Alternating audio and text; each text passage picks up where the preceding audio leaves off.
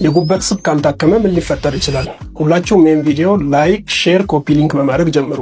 ሰላም እንዴት ናችሁ? ዶክተር ጄላን እባላለሁ፣ የውስጥ ደዌ ስፔሻሊስት ሐኪም። የጉበት ስብ ወይንም ፋቲ ሊቨር በጊዜ ካልታከመ በአራት የተለያዩ ደረጃዎች ጉበት ላይ ጉዳት ሊያደርስ ይችላል። የመጀመሪያው ደረጃ ሄፓታይቲስ ይባላል። ሄፓታይቲስ ጉበት ላይ በሚጠራቀም ስብ ምክንያት ጉበት አካባቢ የሚፈጠር ኢንፍላሜሽን ወይንም የጉበት ብግነት ማለት ነው። ሁለተኛው ደረጃ ፋይብሮሲስ በመባል ይታወቃል። ፋይብሮሲስ ያልታከመ ሄፓታይቲስ ወይንም ደግሞ የጉበት ኢንፍላሜሽን ወደ ሰፋ የጉበት ጠባሳ የሚቀየርበት ስቴጅ ነው። ሶስተኛው የጉዳት ደረጃ ሲሮሲስ በመባል ይታወቃል። ሲሮሲስ አድቫንስድ የሆነ የጉበት ጉዳት የሚከሰትበት የጉበት ዋና ዋና ስራዎች የሚስተጓጎሉበት ሂደት ነው። ቀደም ሲል የጠቀስኳቸው ሶስቱ ደረጃዎች ድረስ የደረሰ የጉበት ጉዳት በትክክል ከታከመ ሊድን ይችላል። ካልታከመ ግን ወደ ኢንድ ስቴጅ ሊቨር ዲዚዝ ብሎም ወደ ጉበት ካንሰር ሊሸጋገር ይችላል። ከጉበት ጋር በተገናኘ ጥያቄ ካላችሁ ኮሜንት ላይ ጻፉልኝ።